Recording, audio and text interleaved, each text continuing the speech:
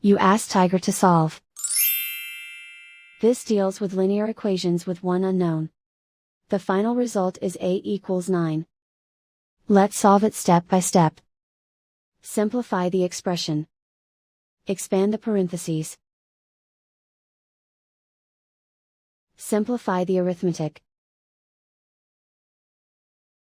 Group all a terms on the left side of the equation. Subtract 9a from both sides. Simplify the arithmetic. Group like terms. Simplify the arithmetic. Isolate the a.